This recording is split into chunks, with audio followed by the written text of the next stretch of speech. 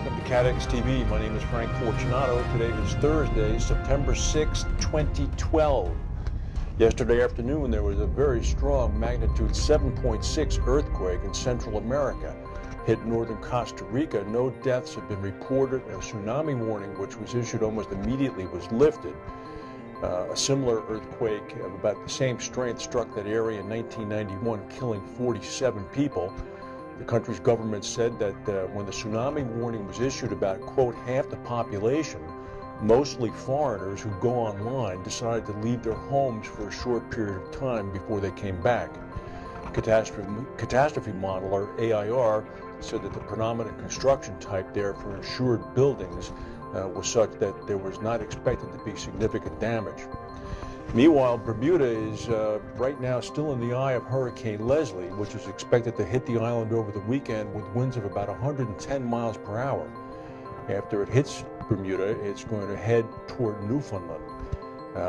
There is some possibility now that Leslie may skirt Bermuda. According to the Weather Underground people, quote, Leslie should be a good pounding for Bermuda, but if there's any place along the Atlantic that can take a pounding, it's Bermuda. That's true. It's sort of a fortified island in terms of hurricane prevention. The hurricane may be far worse for Newfoundland, which is hardly prepared for that sort of thing. Meanwhile, behind Leslie is Hurricane Michael. That was formed yesterday. That's already got wind speeds of about 75 miles per hour. That's located about 1,000 miles southwest of the Azore Islands. That's not yet expected to pose any threat to land. It's going to probably head to the northwest and move quite slowly. I never understand how these things happen, but there was an explosion and a blaze that was triggered by an accidentally dropped hand grenade that killed 25 soldiers during a stock check at a Turkish military ammunition depot. This occurred yesterday. This government's ruled out terrorism and sabotage, saying that the blast occurred in a section where hand grenades were kept. There was, quote, no external intervention. There's another long article by Herbert Fromm in the Insurance Day. There's a German risk managers meeting going on in Germany right now.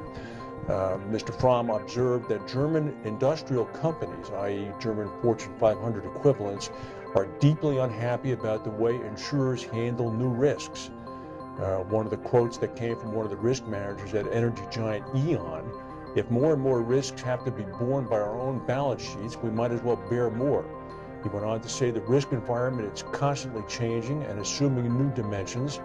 If industrial groups have no option but to bear numerous risks themselves on their books, it follows that before long, they will wonder how useful other insurance policies are.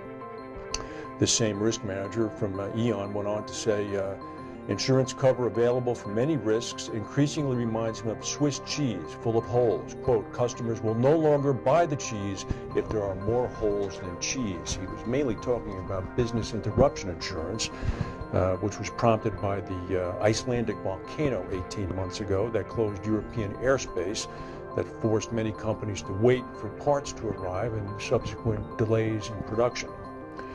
AM Best has given an A+, the highest possible rating, to Hanover Re, the number 3 reinsurer in the world.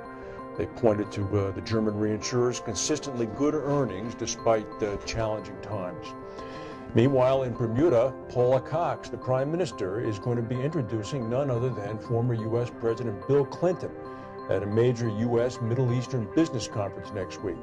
Mr. Clinton, fresh off his speech last evening in which he introduced Barack Obama, is going to be speaking at the C3 Summit in New York City on September 13th and 14th. One of the effects of Hurricane Isaac after it churned around the Gulf of Mexico 2 weeks ago is that it's managed to churn up a number of tar balls and oil coming from the Macondo British Petroleum oil spill of last year. BP said some of the oil that was churned up was in fact from their spill, but some of the crude that churned up may be from other spills. They said if there's one thing that's good about the storm, it made this oil visible where we can go clean it up.